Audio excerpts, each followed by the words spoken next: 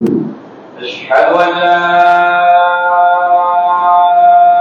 إله إلا الله.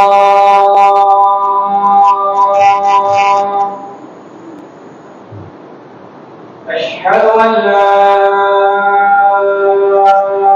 إله إلا الله.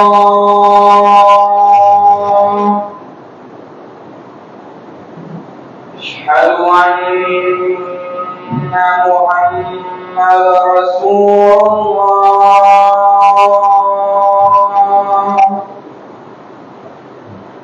أشهد أن محمد رسول الله.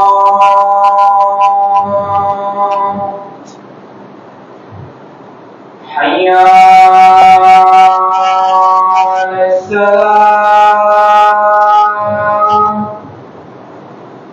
حي على الصلاة. حي على الفلاح.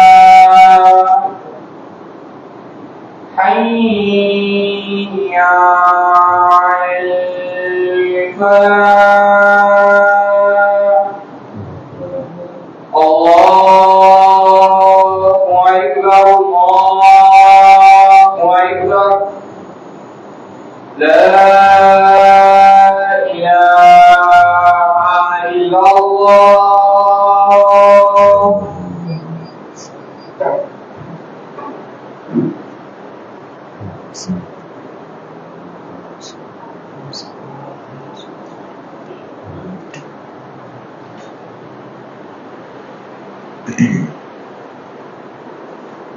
السلام عليكم ورحمة الله وبركاته. إن الحمد لله نحمده ونستعينه ونستغفره ونعوذ بالله من شرور أنفسنا ومن سيئات أعمالنا. من يهده الله فلا مضل له ومن يضلل فلا هادي له. وأشهد أن لا إله إلا الله وأشهد أن محمدا عبده ورسوله. يا أيها الذين آمنوا اتقوا الله حق تقاته ولا تموتن إلا وأنتم مسلمون. يا أيها الناس اتقوا ربكم الذي خلقكم من نفس واحدة وخلق منها زوجها وبث منهما رجالا كثيرا ونساء. واتقوا الله الذي تساءلون به والأرحام إن الله كان عليكم رقيبا. اتقوا الله وقولوا قولا سديدا يصلح لكم أعمالكم ويغفر لكم ذنوبكم. ومن يطع الله ورسوله فقد فاز فوزا عظيما. وإن أحسن الحديث كتاب الله وخير الهدي هدي محمد صلى الله عليه وسلم. وشر الأمور محدثاتها وكل محدثة بدعة وكل بدعة ضلالة وكل ضلالة في النار. அகில உலகங்களையும் அண்ட சராசரத்தையும் படைத்து பரிபாலிக்கக்கூடிய எல்லாம் அல்ல அல்லாஹின் நல்லடியார்களே, கண்ணியத்துக்குரிய சகோதர சகோதரர்களே, அல்லாஹ் ரப்பல் ஆலமீன் நம்மை விதியாக்கியிருக்கின்ற இந்த ஜும்மா தினத்திலே நம்ம எல்லாம் ஒன்று குழும செய்த எல்லாம் அல்ல அல்லாஹ்வுக்கு புகழ் அளித்தும் அவருடைய சாந்தியும் சமாதானமும் மற்றா பெருந்தன்மையும் நம்முடைய உயிரின் மேலான உத்தம தூதர் அன்னலம் பெருமாள் நபிகள் நாயகம் ஸல்லல்லாஹு அலைஹி வஸல்லம் அவர்கள் மீதும் அன்னாருடைய சொல் செயல் அங்கீகாரங்களை தன்னுடைய வாழ்க்கை நெறியாக ஏற்று பின்பற்றக்கூடிய அதற்காக முயற்சி செய்யக்கூடிய ஒவ்வொருவரின் மீதும் உண்டாவதாக. இந்த உலகத்தில் மனித சமுதாயமாக படைக்கப்பட்டிருக்கக்கூடிய நாம் உலகத்திலே பல்வேறு நெருக்கடிகளையும் துன்பங்களையும் துயரங்களையும் நாம் சந்தித்து வருகிறோம். அதுபோன்ற சந்தர்ப்பங்களில் நம்முடைய உள்ளத்துல இறைவனை பற்றிய அச்சத்தை தவிர உலகத்தில் உள்ள மனிதர்களுக்கோ ஆட்சி அதிகாரத்தில் உள்ளவர்களுக்கோ அல்லது வறுமையை பயந்தோ இது போன்ற எண்ணற்ற விஷயங்களுக்காக நாம் ஒருபோதும் அச்சம் அடையக்கூடாது என்று இஸ்லாம் நமக்கு சொல்லி காட்டுகிறார். அச்சம் தேவையில்லை. பயம் என்ற ஒரு சொல்லு நமக்கு எதுக்கு இருக்கணும் அப்படின்னா, நாம தவறு செய்தால், நாம் பாவம் செய்தால் என் இறைவன் என்னை தண்டிப்பான், நாளை மறுமையிலே அல்லாஹ் எனக்கு தண்டனை வழங்குவான். இந்த ஒரு பயம் இருந்தா போதும். இந்த ஒரு பயம்தான் இந்த உலகத்தில் வாழக்கூடிய ஒவ்வொரு மனிதனையும் அவனுடைய வாழ்க்கை அனைத்து விஷயங்களிலும் அவனை ஒழுங்குபடுத்தும், சீர் செய்யும். இது அல்லாத உலகத்தினுடைய விஷயங்கள்ல அவர் அப்படி செஞ்சிருவாரோ, இவர் இப்படி செஞ்சிருவாரோ, இப்படி நடந்துருமோ, அப்படி நடந்துருமோ என்று சொல்லி பிறரை ஏமாற்றி நாம பயந்து வாழக்கூடிய அவசியம் நமக்கு தேவையில்லை. நாம் அப்படி இருக்கக்கூடாது என்றும் இஸ்லாம் நமக்கு சொல்கிறது. எந்த அளவுக்கு என்று சொன்னால், அல்லாஹ் திருமறை குர்ஆன்ல சொல்லும் பொழுது, இன்னல்லதீன கானூ ரப்புனல்லாஹி சும்ம இஸ்தகாமூ ததனஸ்ஸலுல் மலாயிகத்து, அதாவது இந்த உலகத்தில் வாழக்கூடிய இறை நம்பிக்கையாளர்களுக்கு, அல்லாஹ்வை மாத்திரம் வணங்கக்கூடிய, இறைத்துடைய வழிமுறைகளை பின்பற்றக்கூடிய, அல்லாஹ்வை சார்ந்திருக்கக்கூடிய இறை நம்பிக்கையாளர்கள் எப்படி இருப்பாங்க அப்படின்னா, ததனஸ்ஸலுல் மலாயிகா, அவர்கள் அச்சப்பட தேவையில்லை, கவலைப்பட தேவையில்லை. இந்த உலகத்தில் அவர்களுக்கு அல்லாஹ்வுடைய உதவி எப்படி கிடைக்கும் என்று சொன்னால், மலக்குமார்கள் வந்து நம்மிடத்துல நம்முடைய ஏதோ சந்தர்ப்பத்தில் கவலைப்படாதீங்க, ஏதோ வகையில உள்ளத்தில் நமக்கு தெரியும், நாம ஏதாவது ஒரு இன்னல்கள் நெருக்கடியில ஏதாவது பிரச்சனையில மாட்டிருப்போம்ல, அப்ப நம்ம கவலையோட இருப்போம், ரொம்ப மனசு வந்து துயரத்தில் இருப்போம். என்ன செய்ய போறோமோ தெரியல, நாளைக்கு 50 லட்சம் ரூபாய் வேணுமே, இதுல வீடு கைவிட்டு போயிருமே, பிள்ளைகளுடைய வாழ்க்கை எப்படி ஆயிருமே, பையனுடைய படிப்பு எப்படி ஆயிருமே, என் தாய் தந்தை மருத்துவமனையில சேர்த்திருக்கிறேன், அதற்கு பொருளாதாரம் தேவைப்படுது, நீங்க தாய் மறுத்து விடுவாங்களே என்றெல்லாம் பல்வேறு சந்தர்ப்பங்கள்ல இது மாதிரியான ஒரு சூழல் எல்லா மனிதர்களுக்கும் ஒவ்வொரு சந்தர்ப்பங்கள்ல ஏற்படும். அந்த நேரத்தில் தான் அல்லாஹ் சொல்கிறான், இன்னல்லதீன கானூ ரப்புனல்லாஹு, அல்லாஹ் அந்த மனிதனிடத்துல, இறை நம்பிக்கையாளரிடத்துல சும்மா பேருக்கு அல்லாஹ் சொல்றது இல்லை, சும்மா பேருக்கு திக்ர் செய்யறது இல்லை, சும்மா பேருக்கு நாங்க அல்லாஹ்தான் வணங்குறது சொல்றது இல்லை. உள்ளத்தளவில் அல்லாஹ்வை யார் சார்ந்திருக்கிறார்களோ, அல்லாஹ்வின் மீது மட்டும் நம்பிக்கை வைக்கிறார்களோ, சில சமயங்கள்ல சொந்த மன்னங்களை கூட நம்ம நன்மைகளாக ஒரு நெருக்கடிக்கு ஆளாயிருவோம். சில நேரங்கள்ல நண்பர்கள் வட்டாரத்தை கூட நம்ப முடியாத சூழலில் ஏற்பட்டும். ஆனால் அந்த நேரத்தில் யாராவது ஒரு மூணாவது மனிதர், இறை நம்பிக்கைக்கு அப்பாற்பட்டவர் கூட நமக்கு வந்து உதவி செய்யக்கூடிய ஒரு வகையில அல்லாஹ் ஏற்படுத்தி கொடுப்பானா இல்லையா? கண் முன்னாடி பார்க்கிறோம், கண் முன்னாடி ஏற்படும். அந்த சந்தர்ப்பங்கள்ல தான் அல்லாஹ் சொல்லி காட்டுறான். 3வது அத்தியாயம் சூரத்துல் ஆல் இம்ரான்ல 139வது வசனத்தில் அல்லாஹ் சொல்றான், எனவே நீங்கள் தைரியத்தை இழக்காதீர்கள். தைரியம் பாருங்க, ஏன் பயப்படுறீங்க? அதே போல அல்லாஹ் சொல்றான், கவலை கொள்ளாதீர்கள். நீங்கள் மூமின்களாக இருந்தால் நீங்கள் தான் உன்னதமானவர்கள். நீதான் உன்னதமானவர், நீதான் உயர்ந்தவர். எப்போ? கவலை இல்லாம இருந்தால், அல்லாஹ் மேல உள்ள நம்பிக்கையை, தைரியத்தை நீ இழக்காமல் இருந்தால். நாம் அப்படி இருந்தோமையானால் அல்லாஹ்வுடைய உதவி என்பது அந்த உன்னதமான பட்டியல்ல நம்மை சேர்த்து விடும். அப்ப இதுல நாம் என்ன செய்யணும்? ரொம்ப மிகுந்த எச்சரிக்கையோடு நம்முடைய வாழ்க்கை பயணங்கள்ல நாம கழிக்கக்கூடியவர்களா இருக்கணும். இப்ப பள்ளிக்கூட மாணவர்கள் இருக்கிறாங்க, 10ஆம் வகுப்பு 12ஆம் வகுப்பு தேர்வுகள் நடக்கும். அந்த தேர்வுடைய ரிசல்ட் வருவதற்கு முன்பாகவும் வந்ததற்கு பிறகும் சில சம்பவங்கள் நடக்காது இல்லையா? மாணவர்கள் என்ன செய்யறாங்க? ரிசல்ட் வருவதற்கு முன்னாடியே சில பேர் தவறு நினைக்கிறாங்க, தன்னுடைய உயிரை மாய்க்கிறாங்க. இது எவ்வளவு பெரிய மூடத்தனம்! முட்டாள்தனம் என்பதை அவர்கள் புரிந்து கொள்ள வேண்டும். இந்த வாய்ப்பை பயன்படுத்தி நாம தேர்வுல வெற்றி பெறலன்னா எல்லாரும் நம்மளை திட்டுவாங்க, குடும்பத்தில் ஏசுவாங்க, தாய் தகப்பன் திட்டுவாங்க, சமூகத்தை நம்மை ஒரு மாதிரி பார்ப்பாங்க என்ற தாய் மனப்பான்மை நமக்கு தேவையே இல்லை. ஏன் கவர்மெண்டே அதுக்கு ஒரு அதிகாரத்தை கொடுக்குது, கவர்மெண்டே அதுக்கு ஒரு வாய்ப்பை கொடுக்குது. யாரெல்லாம் இந்த 10, 12 வகுப்புல நீங்க தேர்வை தவற விட்டீர்களோ அல்லது இந்த பாடத்துல உங்களுடைய கவனத்தை சிதற விட்டீர்களோ, மார்க் எடுக்க முடியாம போதோ, நீங்க என்ன செய்யலாம், எடுத்து எழுதலாம் என்ற ஒரு வாய்ப்பை கொடுத்தா இல்லையா? கவர்மெண்டே கொடுத்தது. இந்த பாடத்தை எழுதிக்கோ, இந்த பரீட்சையை விட்டுட்டியா அடுத்து எழுதிக்கோ.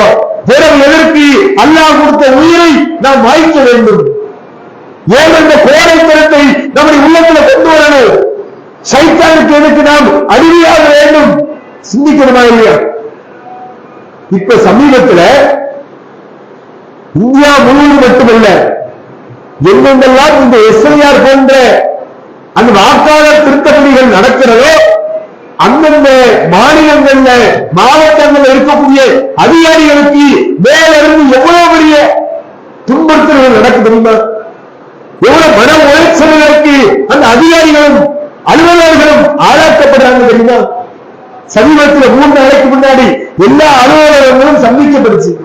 எல்லாரும் கேள்விப்பட்டிருக்கிறோமே, செய்தித்தாள்ல பார்க்கிறோமே, ஊடகத்துல பார்க்கிறோமே, வாட்ஸ்அப் பேஸ்புக்ல பார்க்கிறோமே, எல்லாரும் ஸ்ட்ரைக் பண்றாங்க. ஏன்? இதே சிறப்பு சீர்திருத்த வாக்காளர் திருத்த பட்டியல் வந்து கடந்த காலங்கள்ல எப்படி நடந்துச்சு? 6000, 5000 கோடி மக்களுடைய கணக்கு பட்டியலை 6 மாத காலம் பணி செஞ்சு அதை ஒரு வரையறை படுத்துறாங்க. இன்னைக்கு என்ன, 1 மாச கால அவகாசம். அது எப்படி முடியும்? ஒரு அண்டா சோற ஒருத்தர் திடீர்னு சொன்னா முடியுமா? சிந்திக்க வேண்டாமா? அறிவு இருக்கா? அறிவில்லாத இந்த வேலை செய்ய செய்யலாம். அப்போ இருக்கக்கூடிய பணியாளர்களுக்கு கூடுதலான சுமைகளை கொடுக்கிறது. மாநிலங்களுக்கு, மாநிலங்களில் உள்ள அலுவலர்களுக்கு, அதிகாரிகளுக்கு நெருக்கடியை கொடுத்து இருக்கிறது போலும் இருக்கிற வாக்காளர் கொண்டு வா, இல்லைன்னா செட்டுக்காட்டு வா, போட அப்படிங்கிறான். பார்க்கிறதே இல்லையா? சமீபத்தில் கூட ஒரு மாவட்டத்தில் இஸ்லாமிய சமுதாயத்தை சேர்ந்த சகோதரி எஸ்ஐஆர் அந்த வரைவு பட்டியலுடைய அலுவலராக பதிவு செய்யறாங்க. ஒரு நாளைக்கு 800 பேருடைய அப்டேட் கொடுக்கணும். ஃபார்ம போய் வாங்கணும், ஃபார்ம போய் கொடுக்கணும், அவங்களுடைய தகவலை வாங்கணும், அதை பதிவேற்றமும் செய்யணும். ஒரு நாளைக்கு ஒரு அலுவலருக்கு, ஒரு பிஎல்ஓ ஆபீசருக்கு 800 பேர் டார்கெட். எப்படி முடியும்? சிந்திச்சு பாருங்க. ஒருத்தர் வீடு இந்த தெருவில் இருக்கும், ஒருத்தர் வீடு 20 தெரு தள்ளி இருக்கும். எப்படி போய் வாங்குறது? இதெல்லாம் மதிச்சுமை இல்லையா? இதனால மணல் உடைந்து பாதிக்கப்பட்டு 800 பேர் ஏற்றப்படக்கூடிய பதிவேற்றத்தில் 80 பேர் ஏற்றுறாங்க. உடனே அதிகாரிகள் டார்ச்சர். அந்த மாதிரி முன்னாள் தடுக்க முடிச்சு. நம்ம சமூகத்தை சார்ந்தவங்கதான். இது கோலத்தனமான ஒரு சம்பவம் தான். மார்க்கத்தில் வழிகாட்டாத ஒரு நடைமுறை. தற்கொலை எதுக்கு பண்ணணும்? நாம சொல்றோம், நாம கேட்கிறோம், மார்க்கத்தில் இதுக்கு அனுமதி இல்லை தற்கொலைக்கு. உங்களுக்கு பணி சுமையா இருக்கா, என்னால பார்க்க முடியாதுன்னு சொல்லுங்க. அதுக்காக பயந்து கவலைப்பட்டு மன உளைச்சலுக்கு ஆளாகி உயிரை வாய்க்கக்கூடிய அளவுல நாம இந்த பதிவு செய்ய தேவையில்லையே. கொஞ்ச நாள் போட்டோம், அதிகாரிகளுக்கு சண்டை போடுங்க, அலுவலருக்கு சொல்லுங்க, எங்களால முடியாது, அப்படிதான் செய்யறாங்க. இருந்தாலும் அவன் அங்கிருந்து குத்துறா, அடிக்கிறான், ஏசுறா, திட்டுறா, ஏற்று குடு குடு சீக்கிரம் டிசம்பர் 4 முடிக்கணும் என்றெல்லாம் இன்றைக்கு மக்களையும் துன்புறுத்தக்கூடிய வகையில, மக்களையும் கவலைக்கு உள்ளாக்கக்கூடிய வகையில, மக்களையும் மன உளைச்சலுக்கு ஆளாக்கக்கூடிய வகையில இது போன்ற சம்பவங்கள் நடந்திருக்கு. அப்ப இந்த மாதிரியான நேரங்களில் நாம அல்லாஹ்விடத்திலே கையேந்தி பிரார்த்தனை செய்ய வேண்டும். எந்த அளவுக்கு என்றால், நபிகள் நாயகம் ஸல்லல்லாஹு அலைஹி வஸல்லம் அவர்கள் இந்த பிரார்த்தனையை அவ்வப்போது ஓடிக்கொண்டே இருப்பாங்க. அல்லாஹ்வுடைய தூதர் ஒவ்வொரு காலங்களிலும் தான் சந்திக்கக்கூடிய பிரச்சனைகளை, தனக்கு பிறகு இந்த சமூகம் சந்திக்கக்கூடிய ஒவ்வொரு பிரச்சனைகளையும் அல்லாஹ்வுடைய தூதர் எதிர்கொண்டதனுடைய விளைவாக அல்லாஹ்வுடைய தூதர் என்ன செய்வாங்க, சில பிரார்த்தனைகளை செய்வாங்க. அதே போல நபிகள் நாயகம் ஸல்லல்லாஹு அலைஹி வஸல்லம் அவர்கள் சொன்னதாக அபூ ஹுரைரா ரலியல்லாஹு அன்ஹு நமக்கு ஒரு செய்தியை சொல்றாங்க. அல்லாஹ்வின் தூதர் நபி ஸல்லல்லாஹு அலைஹி வஸல்லம் சொல்றாங்க, பலமான இறை நம்பிக்கையாளர் பலவீனமான இறை நம்பிக்கையாளரை விட சிறந்தவர். பலமானது பலவீனமானது எப்போ வரும்? எந்த நேரத்தில் நமக்கு அல்லாஹ்வுடைய உதவி கிடைக்குங்கிற அந்த பலம் இருக்குமோ, இறை நம்பிக்கை இருக்குமோ, அப்ப பயம் போயிடும். இன்னைக்கு நாம கம்ப்யூட்டர் உலகத்துல எல்லா விஷயங்களையும் தெரிந்து கொள்ளக்கூடிய வகையில இப்படிப்பட்ட ஒரு காலத்துல நாமளே இவ்வளவு தைரியமாக முதலமைச்சராக இருந்தாலும் அதிகாரியா இருந்தாலும் பாரத பிரதமர் இருந்தாலும் எதிர்த்து கேட்கக்கூடிய நிலையில நம்ம இருக்கிறோம். ஆனால் மூசா அலைஹிஸ்ஸலாமுடைய காலத்தை சிந்திச்சு பாருங்க, எப்படிப்பட்ட காலம். யார் கொடுங்கோல் ஆட்சியாளனா இருந்தா அவங்க ஏதாவது பேச இயலுமா, பேச முடியுமா, ஏதாவது சொல்ல முடியுமா? தண்டனை உடனடியாக கொடுக்கக்கூடிய அரசாங்கமாக ஆட்சி அதிகாரத்தில் இருந்தவனாக அந்த ஃபிரௌன் இருந்தானே, அந்த நேரத்தில் கூட திக்கி திக்கி பேசக்கூடிய மூசா அலைஹிஸ்ஸலாம் அல்லாஹ்வுடைய வேதத்துடைய சத்தியத்தை கொண்டு போய் உடைக்கிறாங்க, சொல்றாங்க. பேச முடியாது, வாய் கொண்டி கொண்டுதான் பேசுவாங்க. ஒரு வார்த்தை எடுத்தாலே அப்படிதான் சொல்லணும். இப்படிப்பட்ட நிலையில் இருக்கக்கூடிய மூசா அலைஹிஸ்ஸலாம் கூட ஆரம்பத்தில் பயந்தாங்க.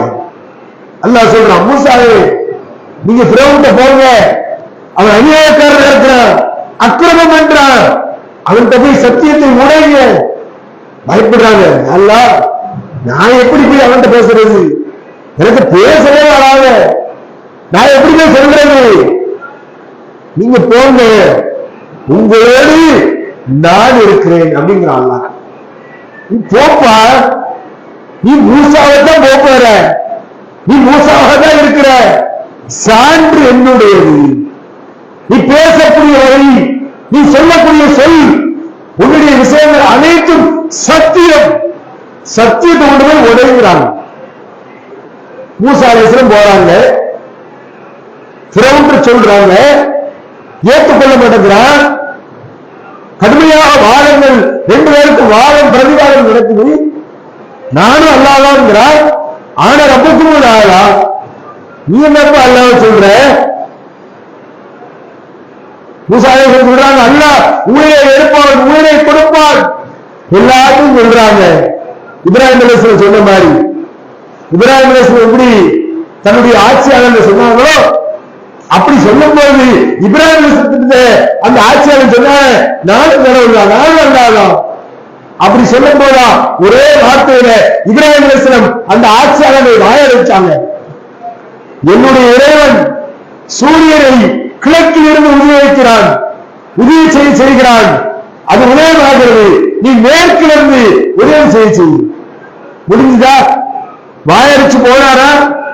அதே மாதிரிதான் மூசா அலைஹிஸ்ஸலாம் அவர்களும் இந்த ஃபிரௌனத்தில பல சத்தியங்களை சொல்லி புரிய வைக்கிறாங்க. ஏற்றுக்கிறவங்க நடக்கிறாங்க. இறுதியாக அல்லாஹ் சொன்ன கைத்தறியை கீழே போட்டு பாம்பாக மாறியது. பாக்கெட்ல இருந்து எடுத்தா வெண்மையான ஒரு பொருள் தென்பட்டது. இந்த அற்புதத்தை பார்த்தும் கூட அல்லாஹ்வை ஏற்றுக்கொள்ளவில்லை. என்ன சொன்னார்? மூசா சூரியக்காரர்பா, ஏன் நம்மளெல்லாம் ஏமாத்துறாரு என்று சொல்லி மூசா அலைஹிஸ்ஸலாமுடைய அத்தனை விஷயங்களையும் வானத்தையும் அல்லாஹ்வுடைய அற்புதத்தையும் அவன் பொய் என்று கருதினான். சபையிலே என்ன நடக்குது? மூசாவே, நீர் கைதேர்ந்த சூரியக்காரர், உங்களை விட கைதேர்ந்த சூரியக்காரங்க எங்கிட்ட இருக்கிறாங்க, நான் கொண்டு வர்றேன் அப்படின்னா. அப்ப கொண்டு வா, சபையில பார்ப்போம். யார் அல்லாஹ்வுடைய சான்றை வைத்திருக்கிறாங்கன்னு மக்கள் தெரிஞ்சுக்கிடட்டும் என்று சொல்லி ஒரு நேரம் ஒதுக்கப்பட்டு மூசா அலைஹிஸ்ஸலாம் வர்றாங்க. அவரும் சூனியக்காரர்களை கொண்டு வரான். எப்படி பேரம் பேசுறா? நீங்க மூசாவிட்ட ஜெயிச்சுட்டா, மூசாவை ஒண்ணுமில்லாம ஆக்கிட்டா, என்னுடைய அரச சபையில உங்களுக்கு இடம் பெறுகிறேன், அமைச்சரா தாரேன், அதிகாரியா தாரேன், உங்களுக்கு எல்லா அதிகாரமும் இருக்கும் அப்படிங்கிறான். அவங்க என்ன செய்றாங்க? அல்லாஹ்வுடைய சான்றுக்கு முன்னாடி அவங்களுடைய பொய்யெல்லாம் கண்பிட்டு இத்தையெல்லாம் காட்டுறாங்க. மூசா அலைஹிஸ்ஸலாம் போட்டது அல்லாஹ்வுடைய அற்புதம் அத்தனை விழுங்கி விட்டது. அவங்க என்ன செய்றாங்க? அந்த ஒளி பொழுதிலேயே அல்லாஹ்வுடைய மார்க்கத்தை, மூசா அலைஹிஸ்ஸலாம் அவர்களை சத்தியத்தை ஏற்றி இஸ்லாத்தின் பால் வர்றாங்க, இஸ்லாத்தை ஏற்றுக்கொள்றாங்க. மூசா இடத்துல அவங்க அல்லாஹ்வுடைய தூதராக ஏற்றுக்கொள்றாங்க. ஆனால் ஃபிரௌன் என்ன சொல்றான்? அந்த மக்களுக்குள்ள தைரியத்தையும் கவலையும் அந்த மக்களுக்கு இருந்த இறை நம்பிக்கையும் பாருங்க. ஃபிரௌன் சொல்றான், உங்களை நான் அழைச்சிட்டு வந்திருக்கிறேன், நான் சொல்றதுக்கு முன்னாடியே நீங்க மூசாவுடைய இறைவன் அல்லாஹ்வை எப்படி ஏற்றுக்கலாம்? உங்களை நான் மாறுகால் மாறுகை, வலது காலையும் அல்லது இடது காலையும் வலது கையும் துண்டித்து உங்களை கழுகு மரத்தில் ஏற்றுவேன். யார் சொல்றார்? ஃபிரௌன் சொல்றார். சொன்னா செய்வான். அப்படிப்பட்ட கொடுமையான ஆட்சியாளர். ஆனால் என்ன செஞ்சாங்க? அந்த மக்கள் சொல்றாங்க, ஃபிரௌனே, நீ தண்டனை கொடுப்பதாக இருந்தால், நீ தண்டனை வழங்குவதாக இருந்தால் இந்த உலகத்தில்தான் உன்னால முடியும். எங்களுடைய உயிரை ஒரு முறைதான் கொலை செய்ய முடியும். எங்களுக்கு தண்டனை வழங்குவதாக இருந்தால் ஒரே ஒரு முறைதான் முடியும். ஆனா நாங்க அதுக்கு பயப்படல. நீ என்னதான் செஞ்சுக்கோ, வலதுகால் வலதுகை, இடதுகால் இடதுகை, நீ என்ன வேணாலும் கொடு, கழுகு மரத்தில் ஏற்று, நாங்கள் அப்படியே கொல்லப்பட்டாலும் அல்லாஹ்வை நாங்கள் ஏற்றுக்கொள்கிறோம். ஓர் இறைவன் தான், நீ கடவுள் இல்லை, மூசா இறை தூதர் தான் என்பதை நாங்கள் சத்தியமிட்டு சொல்கிறோம் என்று அந்த மக்கள் சொன்னாங்க. எவ்வளவு பெரிய உறுதியான நம்பிக்கை, அல்லாஹ்வின் மீது எவ்வளவு பெரிய ஆழமான நம்பிக்கை. அப்ப இதை நாம விளங்கிக் கொள்ள வேண்டும். இன்னும் பாருங்க, நாம எவ்வளவு விஷயங்கள்ல சில நேரங்கள்ல சொந்த பந்தங்கள்ல நடக்கக்கூடிய தவறை சுட்டி காட்டுவதற்கு, அவர்களிடத்தில் இருக்கக்கூடிய பிரச்சனைகளை நாம உடைத்து சொல்வதற்கு பயப்படுவோம். ஏதாவது நடந்துருமோ, குடும்பத்துக்குள்ள பிரச்சனை ஏற்பட்டுருமோ, சொத்து தரமாட்டாவளோ, அத்தா சொத்து தரமாட்டாவளோ, வேற ஏதாவது பிரச்சனை ஆயிருமோ, நமக்கு கிடைக்கிறது கிடைக்காம போயிருமோ என்றெல்லாம் உலகம் சார்ந்த விஷயத்துல நாம பயப்படுறோமே. நபிகள் நாயகம் ஸல்லல்லாஹு அலைஹி வஸல்லம் மரணத்தினுடைய தருவாயில் ஒரு சம்பவம் நடக்குது. நபிகள் நாயகம் ஸல்லல்லாஹு அலைஹி வஸல்லம் அவர்கள் மரணிச்சு போயிடுறாங்க. ஊர்ல யார் இருக்கிறா? பெரிய சஹாபாக்கள்ல உமர் ரலியல்லாஹு இருக்கிறாங்க, ஆயிஷா இருக்கிறாங்க, மற்ற பெரிய சஹாபாக்கள் எல்லாம் இருக்கிறாங்க. அபூபக்கர் ரலியல்லாஹு அவங்க ஊர்ல இல்ல. ஊருக்கு எல்லாத்தையும் என்ன பிரச்சு? அல்லாஹ்வுடைய தூதர் மரணிக்கல ஒரு கூட்டம், இன்னொரு கூட்டம் என்ன செய்யுது? அல்லாஹ்வுடைய தூதர் மரணிச்சுட்டாங்க. எல்லாருக்கும் ஒரு குழப்பம். ஒரு கூட்டம் மரணிச்சுட்டாங்கன்னு சொல்லுது, இன்னொரு கூட்டம் மரணிக்கணும்னு சொல்லுது. உமர் ரலியல்லாஹு வெளியே சொல்றாங்க, யாராவது அல்லாஹ்வுடைய தூதர் மரணித்து விட்டார்கள் என்று சொன்னால் உங்களுக்கு தலை இருக்காதுங்கிறாங்க. வெட்டி கொன்றுவேன். யாருக்கு சொல்றீங்க? அல்லாஹ்வுடைய தூதர் எப்படி நேசிச்சிருக்காங்க பாருங்க. அல்லாஹ்வுடைய தூதரை, அல்லாஹ்வுடைய தூதரை தன்னுடைய உயிருக்கு மேலாக நேசித்த சஹாபாக்கள் சொல்றாங்க, அல்லாஹ்வுடைய தூதர் மரணிக்கல, தூங்கிக்கிட்டு இருக்கிறாங்க. யாரெல்லாம் அல்லாஹ்வுடைய தூதர் மன்னிச்சுட்டாங்க சொன்னீங்களோ, அல்லாஹ்வுடைய தூதர் உங்களை வாள் எடுத்து வெட்டிடுவாங்க. 3 முறை சொல்றாங்க. உமர் ரலியல்லாஹு ஆயிஷா ரலியல்லாஹுவுக்கு அப்படி அழுக கண்ணீர், என்ன நடக்குதுன்னே தெரியல. மக்கள்லாம் இப்படி ஒரு பிரச்சனையில இருக்கும்போது நம்ம அபூபக்கர் வந்தவங்க அவங்களுக்கு தகவல் சொல்லப்பட்டு அழைச்சிட்டு வர்றாங்க. வந்தா நபிகள் நாயகம் ஸல்லல்லாஹு அலைஹி வஸல்லம் அவர்கள் மரணித்து விட்டார்கள் என்ற செய்தியை மக்களுக்கு மிக பக்குவமான முறையில் சும்மா வாய்மொழியா மட்டுமல்ல, அல்லாஹ்வுடைய திருமறை குர்ஆன் வசனத்தோடு அந்த மக்களுக்கு இருந்த அச்சத்தையும் கவலையும் சரியான முறையில் தெளிவையும் கொடுத்தாங்க. அபூபக்கர் அவங்க வர்றாங்க, குதிரையில இருந்து இறங்கி நேர உள்ள வீட்டுக்குள்ள போறாங்க, போர்வை விளக்குறாங்க. நபி ஸல்லல்லாஹு அலைஹி வஸல்லம் அவர்கள் ஜனாசாவாக இருக்கிறாங்க. அபூபக்கர் அவங்க என்ன செய்றாங்க, அவங்களுடைய நெத்தியில முத்தமிட்டு விட்டு மக்கள் எல்லாம் கூடியிருக்கக்கூடிய சபையில வீட்டை விட்டு வெளியில வர்றாங்க. வந்துட்டு சொல்றாங்க, இன்னக்க மையத்தும் இன்னகுவ மையத்தும். அல்லாஹ் அந்த திருமறை குர்ஆன்ல இறக்கிய அந்த வசனத்தை ஓதி காட்டுறாங்க. நபியே, நீங்களும் மரணிக்கக்கூடியவர் தான், இந்த மக்களும் மரணிக்கக்கூடியவர்கள் தான். யார் இந்த உலகத்துல நித்திய ஜீவன் கிடையாது அல்லாஹ்வை தவிர. அல்லாஹ் மரணிக்க மாட்டான், அல்லாஹ் நித்திய ஜீவனும், அவனை தவிர இந்த உலகத்தில் அத்தனையும் அழிந்துவிடும், மரணித்துவிடும் என்று அல்லாஹ்வுடைய திருமறை குர்ஆனுடைய வசனத்தை அந்த இடத்துல போட்டு உடைக்கிறாங்க. உடைச்சோன்னு அப்படியே என்னடா அபூபக்கர் வந்தாரு, முத்தமிட்டாரு, இப்படி ஒரு திருமறை குர்ஆன் வசனத்தை நம்மிடத்துல சொல்றாங்களே, இது இந்த வசனத்தை இப்பொழுதுதான் இறங்கியது என்று நினைத்து நான் அதை ஏற்றுக்கொண்டேன். ஆனா ஏற்கனவே இறக்கப்பட்ட வசனம், இந்த வசனத்தை நான் சிந்திக்கவே இல்லையே, நினைக்கவே இல்லையே சொல்லிட்டு இன்னொரு வசனத்தையும் அபூபக்கர் மக்களுக்கு சொல்றாங்க. யாரெல்லாம் அல்லாஹ்வை வழங்குவீர்களோ, அல்லாஹ் ஒருவன் தான் என்று ஏற்றுக்கொண்டீர்களோ, நன்றாக புரிந்து கொள்ளுங்கள், அல்லாஹ் நித்திய ஜீவன், அல்லாஹ் மரணிக்க மாட்டான், இந்த முகமது இறந்துட்டாரு அப்படிங்கிற செய்தியை சொல்லிட்டு, இந்த முகமது ஒருவேளை போர்க்களத்தில் கொல்லப்பட்டாலோ அல்லது மரணமடைந்து விட்டாலோ நீங்கள் வந்தவரையே உங்களுடைய மார்க்கத்திற்கு திரும்பி சென்று விடுவீர்களா, புறம்பு விட்டு ஓடிடுவீங்களா? யாருக்காக வந்தீங்க? அல்லாஹ்வுக்கா, தூதருக்கா, முகமதுக்கா வந்தீர்களா? எதற்காக வந்தீர்கள்? மறுமைக்காக வந்தீங்களான்னு கேட்கிறாங்க. இந்த வசனத்தை போட்டு உடைக்கிறாங்க. எந்த அளவுக்கு துணிச்சலு, ஒரு செய்தியை சொல்றதுக்கு பயமில்லாத, நெருக்கடி இல்லாத, சரியான முறையில மக்களுக்கு தெளிவுபடுத்தக்கூடிய வகையில அபூபக்கர் அவங்க இந்த செய்தியை சொல்றாங்க. நாம எத்தனையோ கல்யாணங்கள்ல, அனாச்சாரமான சபைகள்ல, கூட்டங்களுக்கெல்லாம் போயிருப்போம். எங்கேயாவது ஒரு இடத்துல இது தப்பு, இது பாவம், இது அநியாயம், இந்த தவறு, தீவிர என்பதை மக்களுக்கு நம்ம இறக்கி வைக்கிறோமா? அந்த மனதைரியம், அது போன்ற சிந்தனை நமக்கு வர வேண்டும் என்று அல்லாஹ் சொல்லி காட்டுகிறான். அஞ்சாத நெஞ்சமும் துணிச்சலான மன உறுதியும் இறைவன் மீது நம்பிக்கை நமக்கு வேண்டும் என்று திருமறை குர்ஆன் ஹதீஸும் நமக்கு சொல்லி காட்டுகிறது. அந்த அடிப்படையில் நம்முடைய வாழ்க்கையை அமைத்துக் கொள்ளக்கூடிய பாக்கியத்தை வல்ல ரஹ்மான மனிதருக்கும் தந்தருவானது.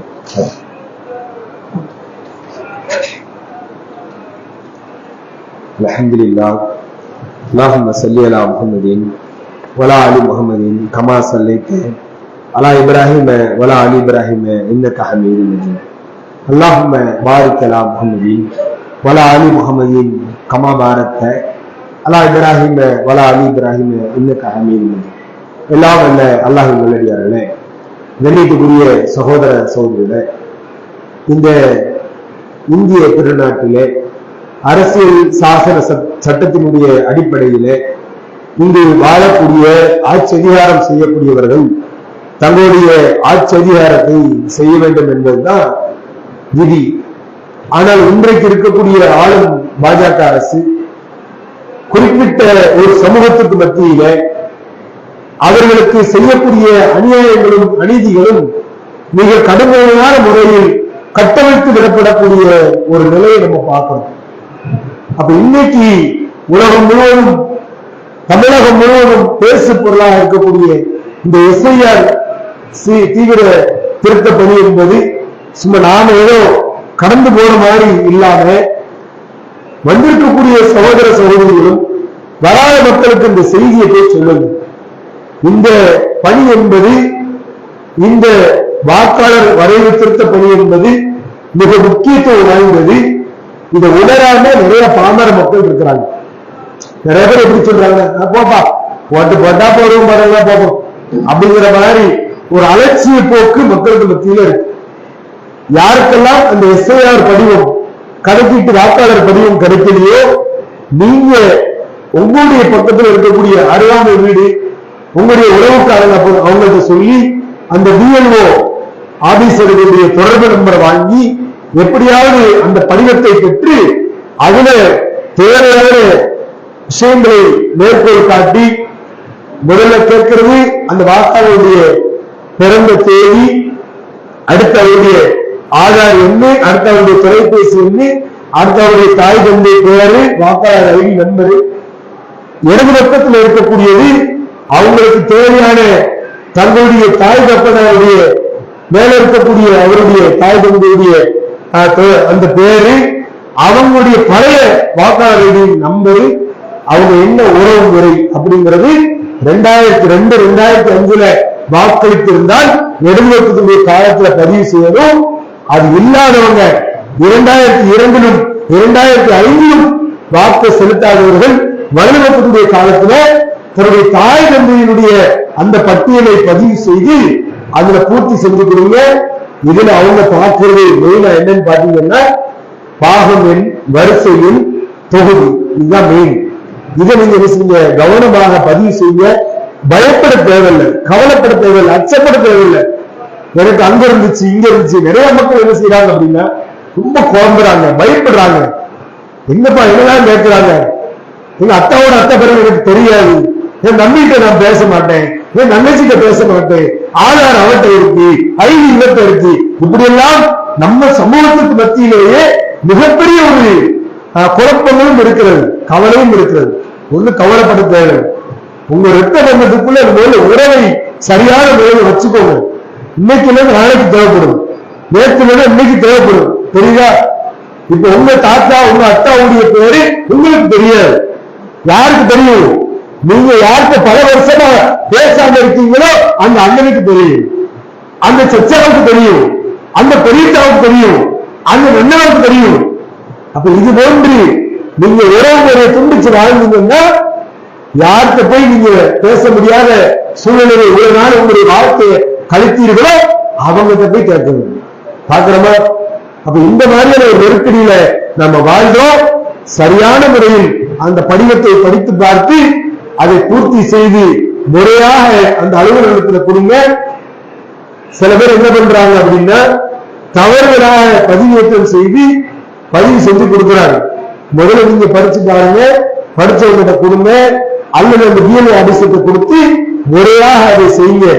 அல்லது தப்பா எழுதுவோம் பயந்தீங்கன்னா ஒரு ஜெராக்ஸர் எடுத்துட்டு பிஎல்ஓ ஆபீசத்தை காட்டிட்டு சரியா இருக்கான்னு சொல்லி அதுல கையெழுத்து போட்டோ விட்டு என்ன செய்யுங்க, கொடுங்க. நம்மை சூழ்ச்சி செய்து நம்முடைய வாக்குகளை பறிக்கக்கூடிய, நம்முடைய உரிமைகளை பறிக்கக்கூடிய, நம்முடைய இந்த நாட்டினுடைய நாம குடிமக்களா இருக்கக்கூடிய அந்த குடியுரிமையை பறிக்கக்கூடிய வகையில கூட இவர்களுடைய சூழ்ச்சி எல்லாம் நடந்து கொண்டிருக்கிறது. அப்ப இதுல நாம கவனமாக இருந்து, இவங்க சூழ்ச்சி செய்யறாங்களே இதுக்கு மேல அல்லாஹ் சூழ்ச்சி செய்வான். அல்லாஹ் மிகப்பெரிய சூழ்ச்சியாளர். எப்படி இவங்களை களையெடுக்க வேண்டும் என்று அல்லாஹ்வுக்கு தெரியும்.